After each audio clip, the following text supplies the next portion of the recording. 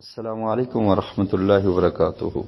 تیمم کے لیے مٹی کا ہونا ضروری ہے، کیونکہ یہاں پر زیادہ تر جگہ ایسی ہے جہاں مٹی نہیں ہوتی اور پانی بھی نہ ہو تو پھر تیمم کیسے ہوگا پکی جگہ پر۔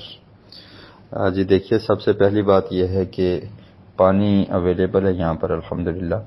شاید آپ جس جگہ پر ہوں وہاں پر پانی نہ ہو، تو بہرحال پانی کو تلاش کرنے کی کوشش کی جائے۔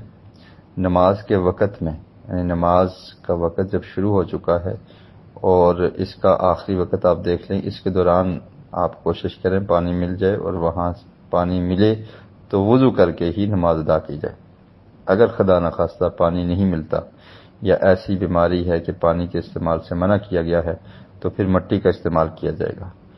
مٹی ظاہر ہے آپ کو گھر میں شاید نہ مل سکے، اس کی وجہ یہ ہے کہ گھر میں پکی جگہ ہیں اور کچی جگہ نہیں ہے، تو باہر نکل جائیں گارڈن وغیرہ میں، اور سائڈ پہ کہیں سے آپ کو اتنی مٹی مل سکتی ہے جس سے تیمم کیا جا سکے بڑی آسانی کے ساتھ۔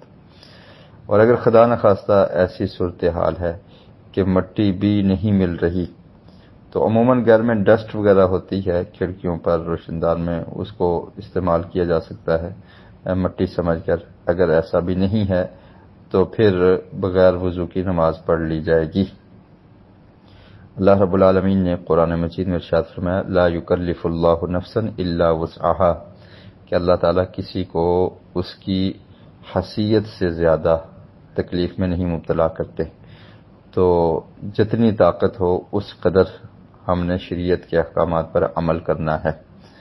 اور اسی طرح نبی اکرم صلی اللہ علیہ وسلم کا ارشاد ہے کہ آپ نے فرمایا کہ جس کام کا تمہیں حکم دیا جاتا ہے اس کو کرو جتنا تم طاقت رکھتے ہو، تو جو طاقت سے باہر ہو، مجبوری ہو، تو اس وقت کچھ معاملات کی چھوٹ ہوتی ہے۔ تو اگر پانی میسر نہیں ہے تو رخصت کیا ہے کہ مٹی کے ساتھ تیمم کر لو۔ اگر یہ دونوں میسر نہیں ہیں اور نماز کا وقت آ گیا ہے، یا انسان کسی ایسی جگہ پر بند ہے یا کسی ایسی جگہ پر ہے جہاں پر مٹی اور پانی نہیں مل سکتے، تو پھر وہ نماز کے وقت میں بغیر وضو کے ہی نماز ادا کرے گا، نماز کو چھوڑنا نہیں ہے۔ واللہ اعلم بالصواب۔